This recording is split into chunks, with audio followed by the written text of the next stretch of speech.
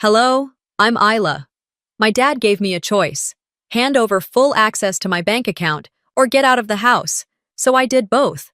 I thought leaving would finally bring peace, but it only exposed how deep their control had run. They used my name to take loans, my paycheck to keep the lights on, and when I stopped paying, they erased me from the family photo. They didn't just want my money, they wanted my silence. And when I broke that, they came for me harder. What happens when the people who raised you treat your boundaries like betrayal? When your only escape is cutting ties you never thought you'd have to sever? Would you walk away from the only family you've ever known just to protect yourself? As I closed my bedroom door, I heard the sound of Lowell's voice continue to echo behind it, low, firm, like a man used to being listened to. I didn't slam it. I didn't need to. The heaviness in the room did the work for me. I stood still for a second, staring at the carpet that had been in this house since I was in middle school, wondering how many words had been shouted over it and how many were never spoken at all. It was Sunday, barely past 2 in the afternoon, but the sky had already turned its usual Oregon gray. Rain pressed gently against the window pane, a constant rhythm that I usually found calming. Today, it felt like a countdown. They always say we, I whispered to myself, when they mean Lowell. I sat on the edge of my bed, trying to sort through what just happened in that living room. What they called a conversation felt more like a sentencing. Thora had her usual soft-spoken smile plastered on, the kind that could convince a stranger she was the glue holding us together. Joran barely looked up from his phone. And Lowell, he spoke like a man talking to a misbehaving employee, not his daughter. Time you put all your salary into the family account. That line kept playing over in my head like a broken record. I was already paying the water bill, electricity, and groceries, while Joran bought cases of energy drinks and video games with money he didn't earn. I paid the car insurance, on cars I didn't even drive. I brought in the only stable paycheck in that house. But now, that wasn't enough. Now they wanted the rest. The thing is, they didn't just want the money. They wanted control. They always had. When I was 20 and got my first job at the local clinic, Lowell said it was cute that I wanted to pay for my own cell phone. When I turned 25 and tried to move out, Thora cried and said, "But this house is your home, sweetheart." Joran told me I'd regret it, said I was abandoning the family. So I stayed. I stayed and paid and stayed some more. And now, at 31 apparently, I still hadn't done enough. I stood up, walked slowly over to my small desk in the corner, and opened the drawer where I kept a manila folder of receipts, bills, and bank statements. I didn't need proof for them, but I needed it for me. I needed to see it on paper. I had been supporting this house for years. The front door creaked open downstairs. Footsteps, muffled voices. Joran laughed at something, probably a TikTok. Then silence again. I sat back down and tried to breathe. Not panic, just breathe. A memory floated up, uninvited. I was 19. My mom had been gone for 3 years. Lowell sat me down with that same voice and told me, "You're the woman of the house now. We need you to be strong." That was the first time he used that tone on me, the tone he normally reserved for men he didn't respect at the hardware store. I remember nodding, thinking it was love disguised as expectation. It wasn't. It was a contract I never signed. I leaned back in my chair, closing my eyes, hearing his voice again from earlier today. "If you live under my roof, you follow my rules." Except, it wasn't his roof. Not anymore. Not when I paid the mortgage. Not when I kept the lights on. Not when the only groceries in the fridge were there because I skipped lunch to stretch my budget. And then came the last line. The one that cracked something inside me. "You're the youngest. You should know your place." What place is that, exactly? The family wallet? The in-house ATM? The ghost who works quietly in the background and doesn't ask questions? I didn't argue, not out loud. That's how this family worked. Whoever raised their voice first got labeled emotional, irrational, or disrespectful. I knew that game too well. But something shifted inside me, something quiet but unmovable. Like the moment a tide turns and even the sand beneath your feet feels different. I picked up my phone and opened the Notes app. I titled the file, Things They Said. I started typing everything I remembered from the past hour. You don't have your own family, so help this one. You've been lucky we didn't charge you rent. Your paycheck will go to me first. If you need money, you ask me. You're the youngest. You should know your place. The words looked worse when written down. That was always the case with manipulation. It thrived in spoken form, in tone, in the ability to pretend you meant well. But in black and white, it lost its charm. It became what it always was, control dressed up as concern. I heard a knock on my door. Soft. Too soft. It was Thora. Sweetheart, dinner's in 20. I didn't answer. I didn't trust my voice not to crack. She lingered, waiting for something, then walked away. I stared at the wall for a long time after that. My reflection in the mirror across the room caught my eye. Not the face I painted for work or holidays. Just me, raw and unfiltered. And I realized something that made my chest tighten. They don't see me. They see what I give them, and the moment I stop giving, I won't exist to them. A few hours passed. The rain kept tapping against the glass. I stayed in my room. Didn't come out for dinner. Didn't respond when Joran knocked and said, "You good?" with all the sincerity of a barista asking if you want a receipt. That night, as the house settled into silence and the lights went off one by one, I sat on my bed with a blanket wrapped around my shoulders and whispered something out loud for the first time. I'm done. Not done like a tantrum, done like a fact. The kind that doesn't need to be explained, only lived. I didn't sleep much that night. The walls in that house were too thin, the resentment too loud, even when no one said a word. Rain kept tapping against the window like it had something to tell me, but I already knew. This wasn't new. It never had been. And I could remember exactly when it all started. The first time they used my name to take something that wasn't theirs. It was 2019. I had just gotten a promotion at the clinic, and I was still naive enough to think that being proud of your accomplishments didn't mean you owed them to anyone else. Joran had been job hopping since he turned 24. Car wash, vape shop, one of those fake marketing schemes that promised 6 figures if you just bought their starter kit. Nothing ever stuck. One Saturday afternoon, Lowell sat me down at the kitchen table. His tone was unusually gentle, which immediately made my shoulders tense. Your brother needs a vehicle, he said, but his credit isn't quite ready. He's still getting things in order. I looked at Joran, who was standing behind him, arms crossed like a teenager sent to the principal's office. Thora was already in motion, pouring coffee, laying out store flyers with SUV lease specials, as if the decision had already been made. You're the only one with a steady credit line, Isla, she added sweetly. It'd be in your name, but we'll make all the payments. It's just a stepping stone to get him moving forward. I said I'd think about it. By Tuesday, the paperwork had been sent to my email. Back then, I thought saying yes meant being helpful, supportive. That if I helped Joran get on his feet, things in the house might balance out. Maybe he'd start contributing. Maybe I'd be respected. Instead, I signed a 5-year auto loan in my name for a car I'd never touch, and within 3 months, the payments started skipping. At first, I assumed it was an oversight. I followed up. Thora said, "Oh, honey, I thought he set that up already." Then Joran said his debit card had expired.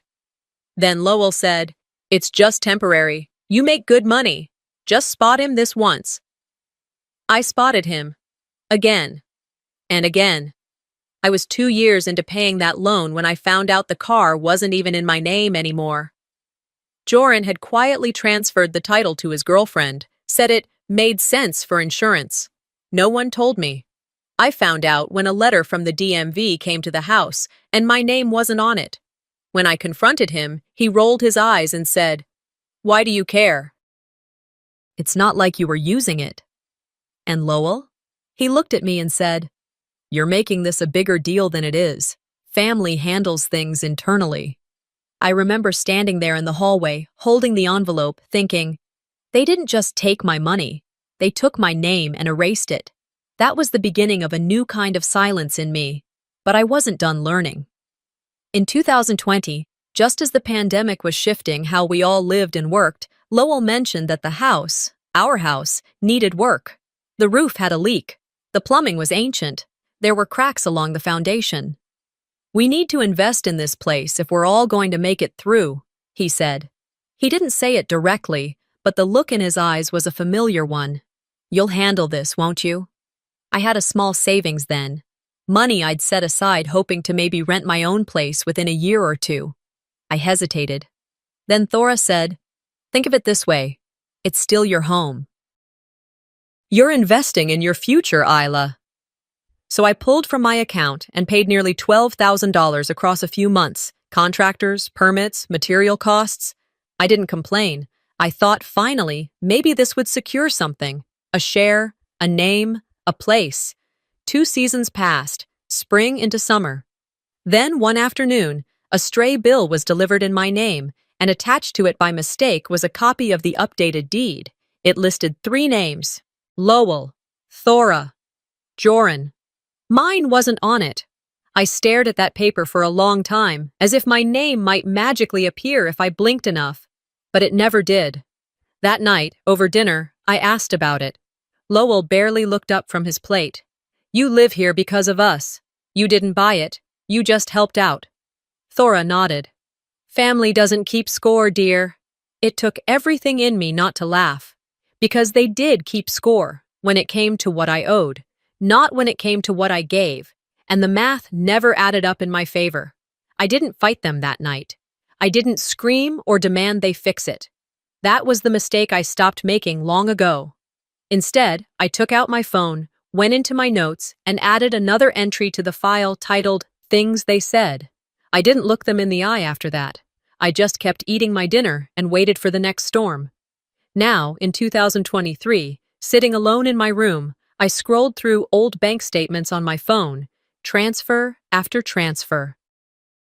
The grocery orders, insurance renewals, maintenance fees, lines and lines of numbers that all ended with the same reality. They took, and I gave, not because I was weak, but because I believed if I gave enough, they might stop taking. My screen lit up again. A new message from the family group chat. Joran. "Reminder, Dad's birthday is coming up. Don't forget your part." I didn't even open it. I just stared at it for a moment, then swiped left and hit mute. Outside, the rain had turned to a quiet mist, the kind that settles on the pavement and refuses to leave. I leaned back in my chair and looked around my room, the one I'd painted myself, filled with furniture I bought secondhand, made comfortable not by design but by necessity. It wasn't just a room. It was the only part of that house I didn't have to ask permission to exist in, and even that had started to feel rented. They said I owed them for staying here. But none of them seemed to remember how many times I paid the price. It started with a withdrawal I didn't authorize. $1,200. Gone. That night, I'd stayed late at work to finish payroll reports and file compliance documents for a last-minute audit. I got home around 8:45, poured a glass of water, and went straight to my room. The house was quiet. Joran had gone out with friends, Thora was watching one of those baking shows in the living room, and Lowell was snoring in his recliner with a half-empty can of beer warming on the side table.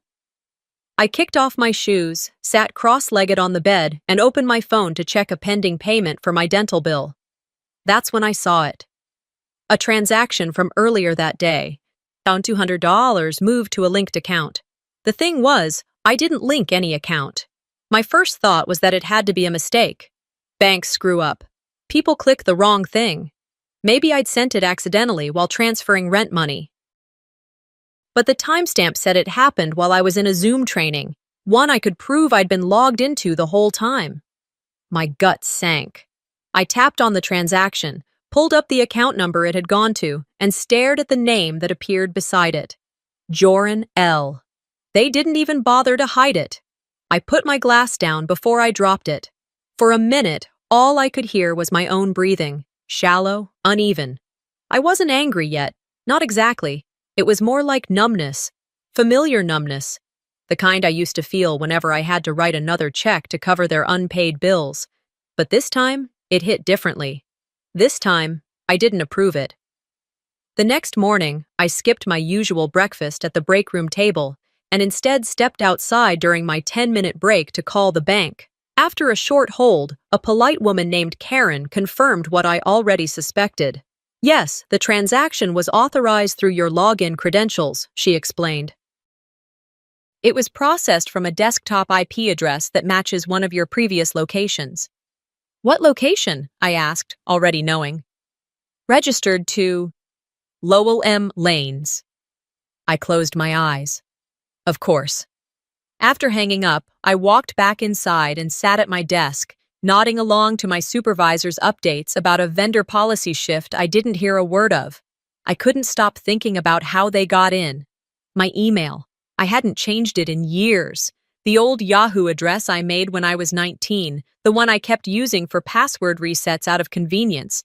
Lowell had helped me create it back then. Of course he remembered it. Maybe he even wrote it down. He probably had access to it for years.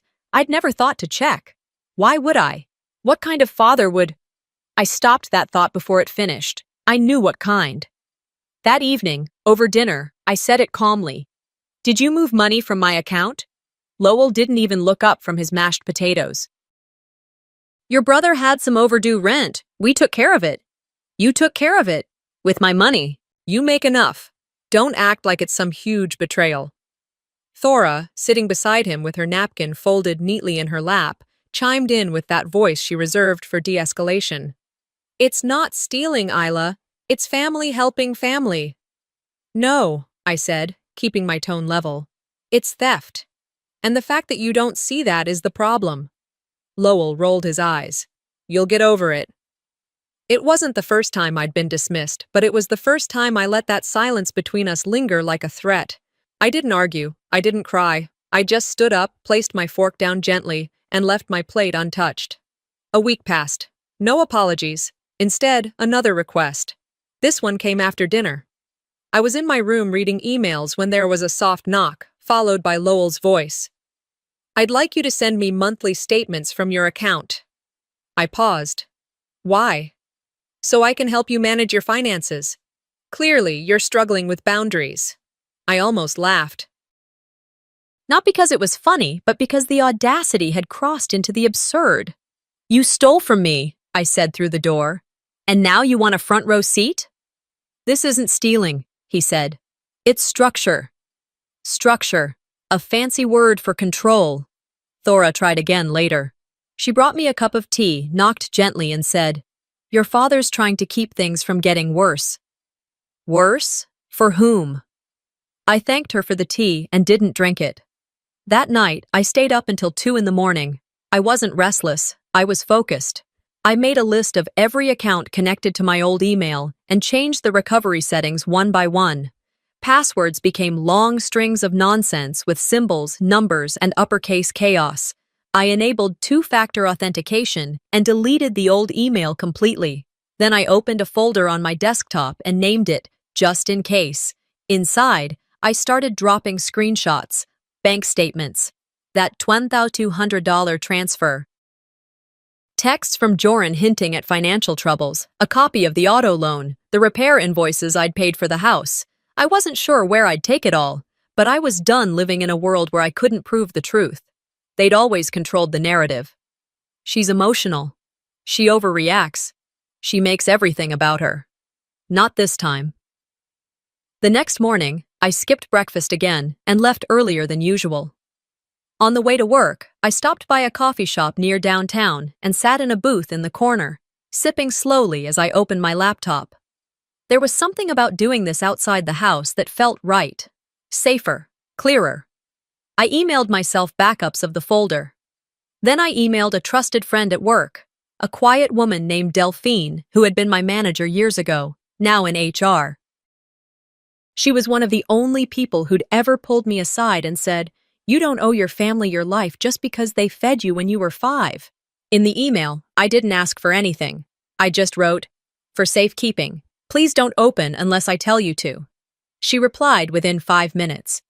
Got it. It's safe with me. On the ride home that evening, I watched the streets pass by in a blur. My fingers clenched around the steering wheel, but not in fear, in control. For the first time, I wasn't reacting, I was preparing. By Thursday evening, the air in the house had changed. You could feel it in the way everyone moved, like we were orbiting something unspoken, something heavy. Not a storm exactly, something slower, like a leak that was about to rot the floorboards underneath us. Lowell waited until after dinner to make his move. I'd just finished loading the dishwasher and was about to slip away to my room when he cleared his throat. "Isla," he said, "come sit down. We need to finish our talk." Thora stood at the counter with a dish towel in her hands, not drying anything, just standing there, wringing it. Joran, leaning against the fridge, glanced up from his phone but didn't say a word. I sat. Lowell folded his arms, looked me straight in the face, and delivered the line like it had been rehearsed. "From now on, I need full access to your bank account. No more hiding passwords, no more private funds. That's not how families operate." I didn't say anything. I waited. "You'll be on an allowance," he added. "500 a week, if you're good with it." "If I'm good?" I asked, voice flat. "It's fair," he replied. "You're living here. You use our water, our lights, our roof. That money should be part of the family's resources." I looked at Thora. Her lips were tight. Then she offered a sympathetic smile, the kind that always made me want to step backward. "Sweetheart," she said, "you don't need to keep money. You're a daughter. Next one day, your husband will take care of those things." I felt like I'd been dropped into a scene from a sitcom taped in the 1950s. Except this wasn't black and white. This was real, and they were serious. "You think I don't need to manage my own money?" I asked, calm but clear. "You're overthinking this," Joran chimed in, finally finding his voice. "Nobody's trying to steal from you. We're just making sure it's spent right." Lowell's voice rose, not in anger, but with finality. "If you live under my roof, you follow my rules." My hands were still in my lap, fingers woven together tightly. I stared at them for a moment. His roof, his rules. The irony almost made me laugh. The same roof I'd kept over all our heads with a paycheck they never asked where it came from, just assumed it would arrive. The same rules that shifted every time I asked for boundaries. There was a long pause. "You expect me to turn over my account?" I asked. Lowell shrugged. "Unless you're hiding something, I don't see the problem." The conversation was over, at least for him. I stood, slowly, letting the weight of the moment settle in the room. "I'll think about it," I said. I didn't need to look back to know they thought that meant yes. I walked to my room, closed the door, and let the air leave my lungs. Outside, the rain had started again, the kind that blurred streetlights and tapped softly against the windows without end. I pulled out my notebook and sat at my desk. I started writing a list. Close checking account at Union Pacific Credit Transfer Savings to New Credit Union. Cancel automatic transfers, electric, water, groceries. Remove autopay for Joran's car insurance. Review all email recovery settings. Find a family law attorney. My pen hovered over the last line for a moment. I underlined it. I didn't cry. I didn't shake. I didn't feel panic or rage. Just certainty. The next morning, I left earlier than usual. I told them I had to be at the clinic by 7, which wasn't entirely a lie. I had a 7:30 payroll meeting. I took the long way into town and stopped by the credit union I'd scoped out online. They were still closed, so I parked nearby, grabbed a coffee at a corner cafe, and sat watching people move through their morning joggers, parents juggling strollers, a woman walking her elderly terrier. They all looked like they had stories that didn't involve being asked to surrender their autonomy in the name of family. When the branch opened, I was the first one in. A polite teller named Melanie walked me through opening a new account. No joint access, no linked family names. Just me. By noon, I'd changed every password, rerouted direct deposits, and called each utility company to notify them of my departure from the billing cycle. I told them to send the next invoice directly to the primary homeowner, Lowell Lanes. When I got home that night, I found Lowell sitting at the table with a piece of paper in front of him. "Household budget," he said without looking up. "Just so we're clear where your money's going." I looked at the list. Groceries, $400, utilities, $300, Joran's car payment, $350, beer, and miscellaneous, $100, emergency buffer, $250, Isla's allowance, $500. At the bottom, he'd scribbled a total and circled it. "You're assigning me a salary," I said, more to myself than to him. "It's structure," he replied. "Helps keep things clean." "And Joran?" "He gets what he needs," Lowell said. "He's working on some new things. We need to support that." I walked away before I said something I couldn't take back. That night, I emailed myself a copy of the list, took photos, and backed up the documents, just in case. I didn't know yet what I'd do with them, but I was done trusting them to protect what was mine, done pretending I wasn't the one keeping that household alive. I went to bed early. The rain outside turned into sleet, clicking against the window like sharp reminders. They had no idea they'd just given me the final push. It wasn't Dad this time, it was Thora, with a smile that didn't reach her eyes and a tray in her hands. Later that same night, after I'd shut the door to my room and begun organizing my notes from the day, I heard a soft knock. Not the sharp, impatient kind that Lowell used, but a gentle, slow rhythm. When I didn't answer, she knocked again. "Isla?" Her voice was quiet, almost hesitant. "I brought you some chamomile." I stood still for a moment, debating whether to ignore her, but curiosity, or maybe something sadder, made me open the door just wide enough to see her face. She was holding a steaming mug, her eyes glassy like she was rehearsing concern. "I figured you might need something warm tonight," she said. "Your father can be firm, but he means well." I didn't take the mug. Not right away. She stepped in anyway, placing the cup down on my nightstand without waiting for permission. "I'm not here to take sides," she went on, folding her hands together in front of her. "But this tension, it's breaking the family apart. You've always been the calm one, Isla, the one who keeps things balanced." I gave a short, disbelieving laugh. "Balanced?" "I know Lowell expects a lot," she said quickly. "But he's just worried. He thinks he's doing what's best." I didn't say anything, not yet. "He's proud of you," she added, "even if he doesn't say it." There was a pause, a long one. Then she stepped closer and wrapped her arms around me. It was soft, familiar in motion, but I felt none of the safety I'd associated with that gesture when I was younger.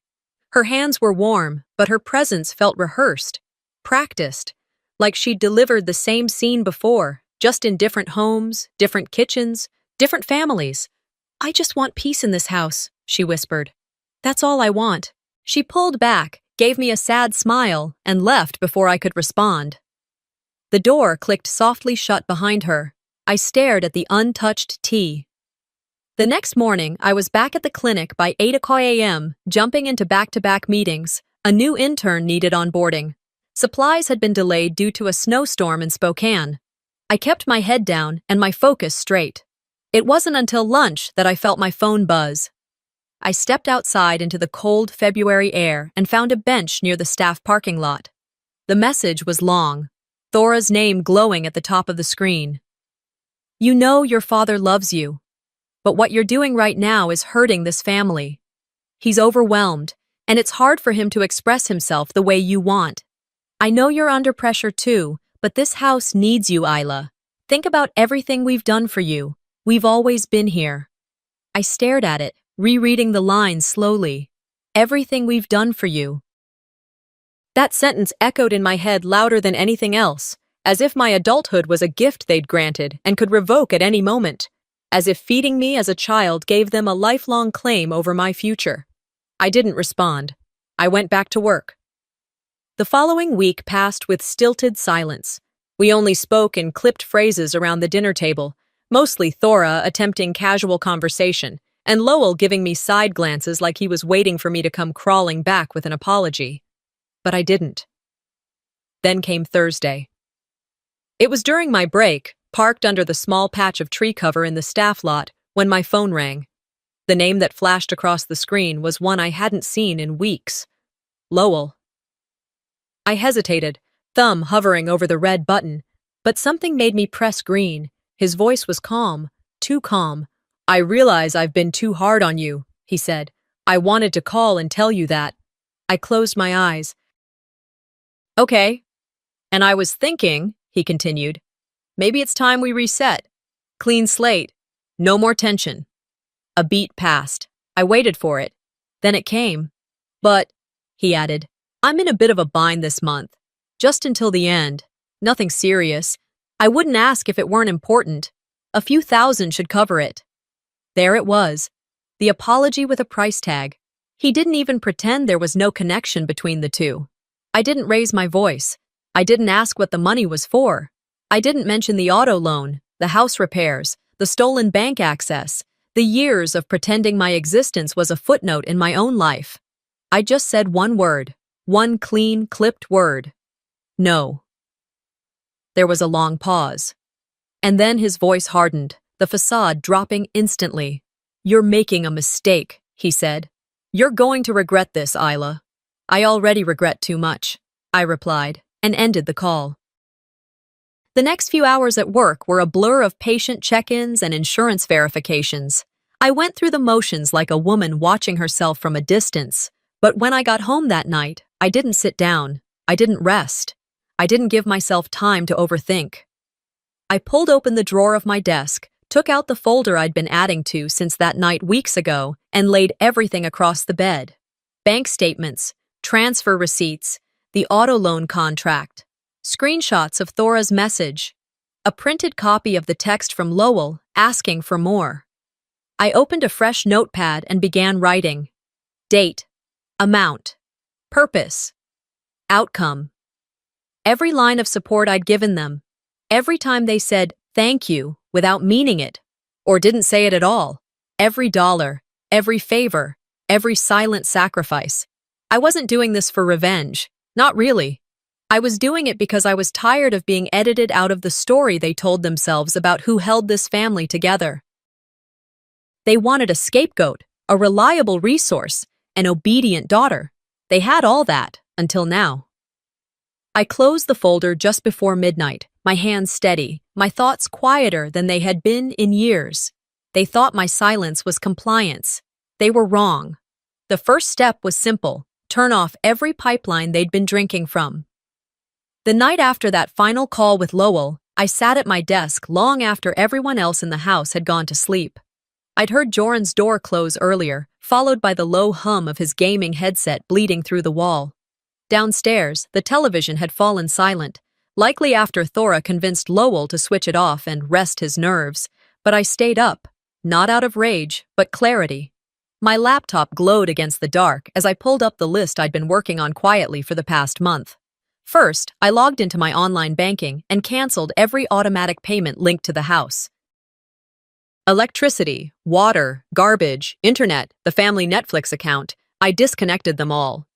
Then I opened the insurance portal and removed myself as a co-payer on Joran's car. He was 34 and yet somehow still leaned on me for everything from gas to inspections. Not anymore. By the time the clock read 2:13 a.m., I'd completed a clean financial severance. I backed up the confirmation emails and stored the PDF receipts in the just-in-case folder on my encrypted cloud account. I sat back, rolled my shoulders, and exhaled. It wasn't revenge. It was reclamation. The following morning, I left early for work, grabbing a coffee on the way in and skipping breakfast at home. I didn't feel like seeing any of their faces before the fallout began. Sure enough, the first crack came 2 days later. It was just after 5 in the evening when I walked in from a long shift. The house was oddly quiet, no blaring game from Joran's room, no kitchen chatter from Thora. Instead, I heard her voice sharp and frustrated, echoing from the hallway.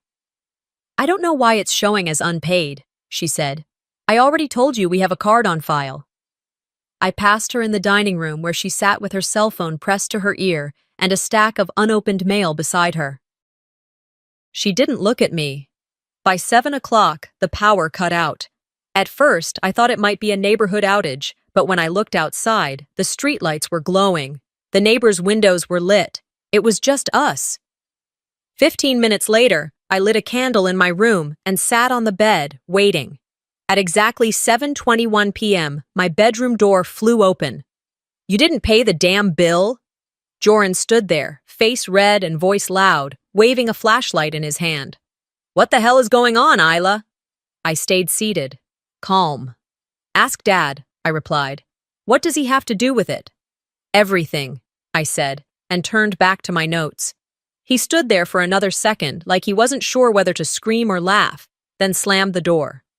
Later that week, I took a personal day and scheduled a meeting with Allison Chan, a local attorney recommended by one of the nurses at the clinic.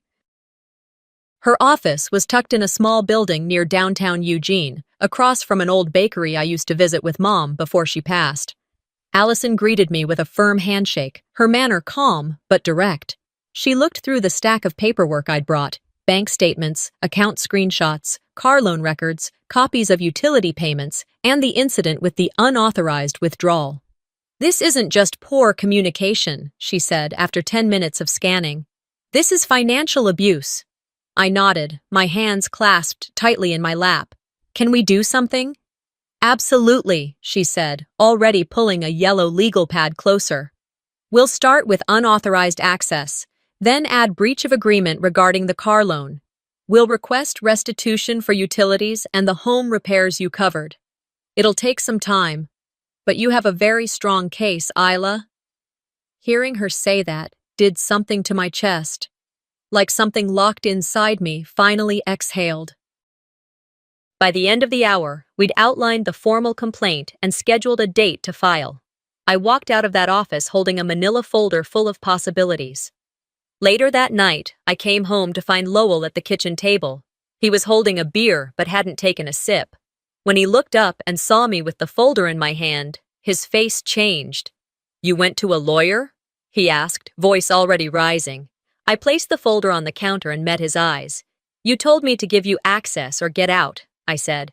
I'm choosing a third option. You face the consequences. His face flushed deeper. For a moment I thought he might throw something, but Thora walked in just then, holding her phone, and the moment broke.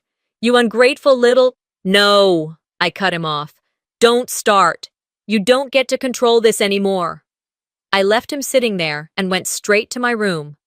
3 days later, a certified envelope was dropped on our porch. I'd been watching through the window when the mail carrier pulled up. I waited, sipping coffee, as Lowell walked out in his robe and picked it up. From my seat at the kitchen table, I watched his shoulders stiffen as he opened the envelope and unfolded the document. Joran walked in seconds later, still in pajama pants, scratching his head. What's with the drama? Lowell didn't answer. Thora stepped in behind him, reaching for the paper. What the hell is this? Joran asked again. Lowell turned slowly, the letter trembling slightly in his hand. Isla, what did you do? I stood and walked to the sink, rinsed my cup. I protected what's mine, I said over my shoulder. No yelling, no threats, just truth. The rest of the evening passed in silence. Even Joran stayed in his room. Thora cooked dinner, but didn't say a word when I passed through the kitchen. The shift had begun. They knew. The leech had lost its vein. The quiet didn't last, not even a full week. I should have known it wouldn't. It was late February, still cold but with hints of spring trying to push through. Daffodils had started appearing near the mailboxes outside my office building, and the sun had managed to stay up past 5 for once. I was sitting in the break room, sipping lukewarm coffee from a paper cup, scrolling through my phone while waiting for a staff meeting to begin. Then I saw it. Joran's wedding photos. I didn't even know he was engaged. The post came from someone I didn't recognize, his new wife's cousin, maybe, tagged with all the appropriate hashtags. Hashtag forever starts now. Hashtag family first. Hashtag blessed. The captions were overdone, but the photos were what made my stomach tighten. There they were, the entire family, standing in front of a small chapel, all smiles and posed hands. Except one, a young woman stood where I would have stood if I'd been invited. Same height, similar hair color, but it wasn't me. And then I saw the arm. A cropped, familiar arm. It was mine, from an old family photo I'd taken with Mom and Joran years ago. They had cut and pasted my arm into the edge of the group, using it like scenery, like filler. They'd erased me without fully erasing me. I put my phone down. That was the kind of petty I wasn't prepared for, even after everything. Not 10 minutes later, the family group chat lit up. Lowell, you chose to leave. You chose to miss this. Thora, family shows up when it matters, Isla. Joran, don't expect to be part of anything from now on. I didn't respond. Instead, I turned my phone off and walked outside for air. The wind stung my cheeks, but it helped clear the wave of heat rushing to my face. I leaned against the railing near the parking lot and stared out across the street, watching people go in and out of a bakery, laughing, ordering coffee, living lives that didn't involve emotional blackmail or weaponized silence. The texts didn't stop. Over the next few days, they came in waves. We need to talk. This is still your family. Your dad's not well. Do the right thing. I'm sorry for how things went. Let's move forward if you'll help us out. Each message sounded almost reasonable on the surface, but I knew what they were. Not invitations, not apologies, hooks, bait. They didn't want me back. They wanted access again, to my income, to my silence. I muted the group chat. Then I blocked Joran's number. I opened my laptop that night and set up email filters to automatically archive anything from Lowell or Thora. Not delete, just hide, just enough space for my brain to breathe. That same night, I lay in bed and scrolled through old text threads. Not just recent ones, but conversations from the past year. Birthdays, holidays, moments I'd paid for dinner or groceries or gifts, and gotten a short TXX in response, maybe not even that. And the patterns were undeniable. Every text they sent me started or ended with a need. Can you cover this? Can you drive him there? Can you front this until Friday? We'll pay you back. They never did. My thumb hovered over the delete button, and then I pressed it. Thread after thread, I cleared them all. I didn't cry. I didn't feel sad. I felt clean. The weight of all that passive manipulation, gone in a few swipes. That weekend, while folding laundry in my room, I took one last step. I sent a final message, just one line, to Lowell. Don't text me again. I'm not coming back. No explanations, no list of reasons, just the truth. I pressed send, set my phone face down on the desk, and stood quietly for a moment, letting the stillness settle around me like armor. For once, silence felt like power, not punishment. But peace, I learned quickly, was temporary. 2 days later, I got a call from a blocked number. I let it go to voicemail, then another, then a third. The fourth time, curiosity got the better of me. I picked up, expecting some robocall or spam about car warranties. Instead, I heard a voice I hadn't expected. Miss Lanes, this is Officer Bradford with the Eugene PD. We're reaching out in response to a report filed regarding alleged financial misconduct. Would you be available for a voluntary statement sometime this week? My pulse jumped. They're filing something against me? I asked, my voice calm but tight. I can't disclose case details, he replied. We're just gathering information. I agreed to a meeting the next day and hung up. The minute I did, I knew. This was them, trying to flip the script, trying to make me look like the villain for finally standing up for myself. I pulled out the folder I'd created months ago and added the new notes. I printed the text history with Lowell, the loan agreements, the photos. I even added screenshots of the wedding post, because if they could erase me from a photo, they could sure as hell try to rewrite the narrative in a courtroom. I met with Allison again, and she was unshaken. This is what abusers do when they lose control, she said. They lash out. You've got receipts, Isla. We're not backing down. That night, I stood in front of the mirror for a long time. Not to check my appearance, just to look. To see the woman who had been picked apart, minimized, used, and who was still standing, still fighting, still free. The quiet didn't last, not because they made noise, but because I had one last move to make. And this one wasn't about cutting ties or blocking phone numbers. It was about ending it, for good. A week after the fallout from their failed attempt to flip the narrative against me, I got the letter in the mail. Cream-colored envelope. My name printed in bold black font. Inside was the official court hearing date for the case we'd filed, restitution for the stolen funds, breach of loan agreement, and reimbursement for utilities and home repair costs. March 9th, 9 o'clock a.m., Lane County Courthouse. I didn't feel nervous, not even a little. And the night before the hearing, I couldn't sleep, but it wasn't anxiety, it was clarity. I sat on the floor in my apartment surrounded by boxes still half unpacked from the move. I had relocated to Salem 2 weeks earlier. Just me, a few pieces of furniture, and the potted plant I'd bought on the day I picked up my new keys. A small peace lily, resilient even when neglected. I had everything I needed: evidence, support, and resolve. I also had memory. And for some reason, the one that showed up in my mind that night wasn't about money or arguments.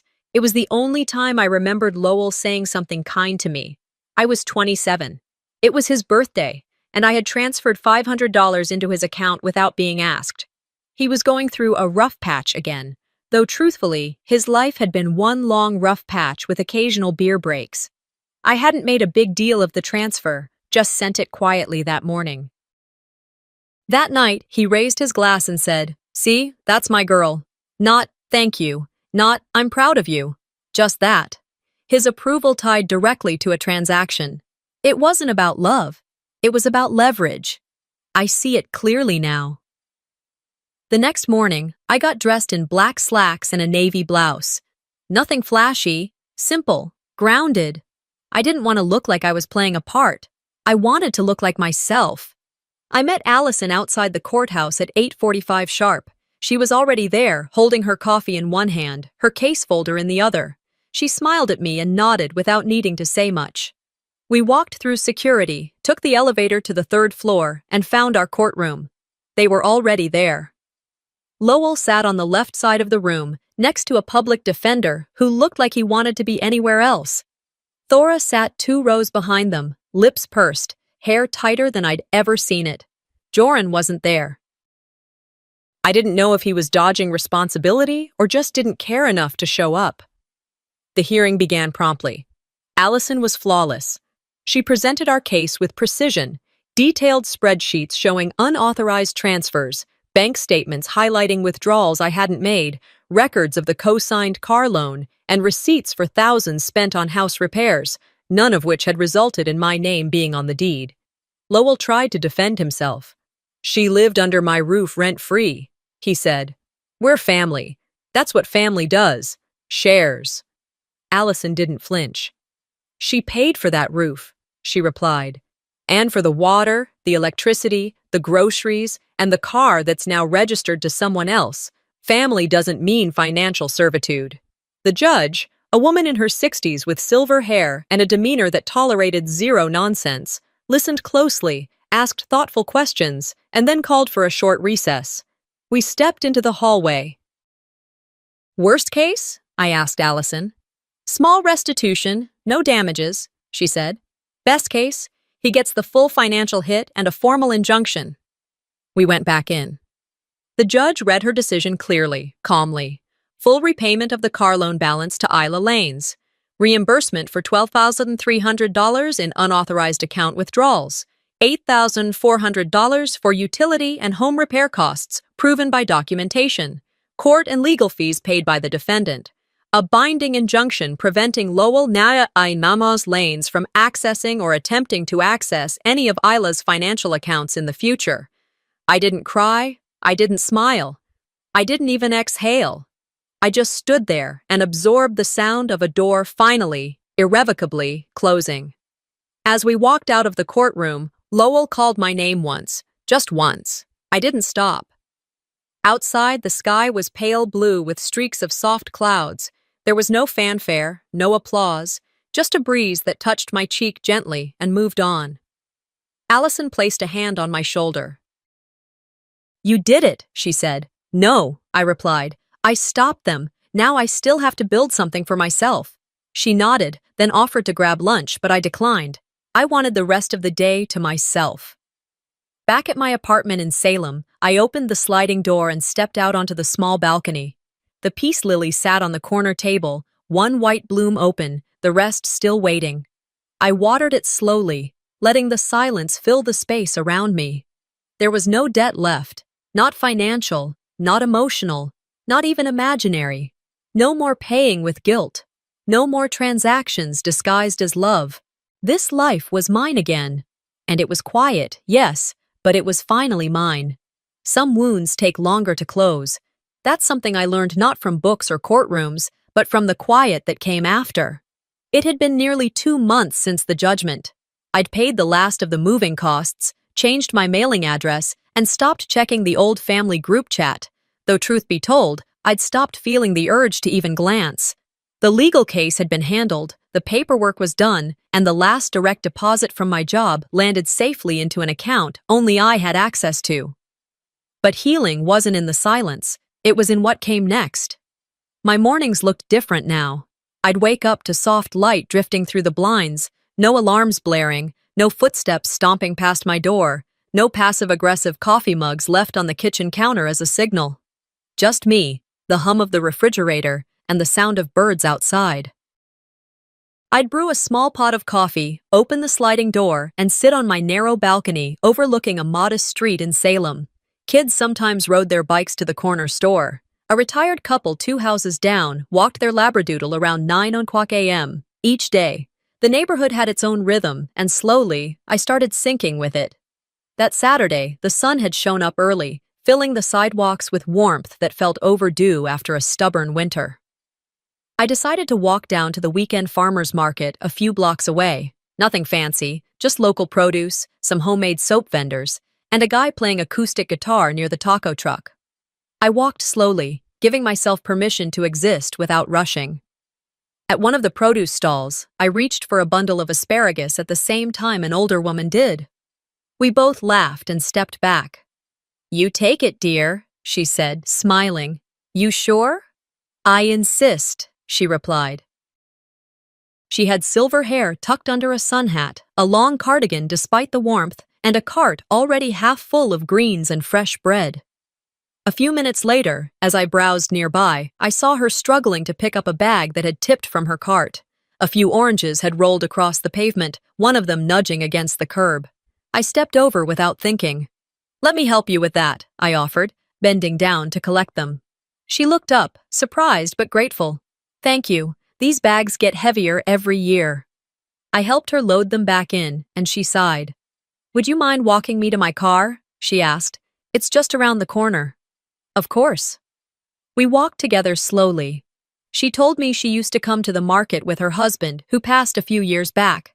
Now she still came, even if the bags were a little too much. I didn't say much, just listened. She reminded me a little of my mom, not in appearance, but in energy, grounded, present. When we reached her car, she opened the trunk, and I lifted the bags in carefully. Then, as I shut the hatchback, she touched my arm lightly and looked at me. "Are you okay, dear?" It stopped me cold. Not because she meant anything by it, but because it had been so long since anyone had asked me that without a motive attached.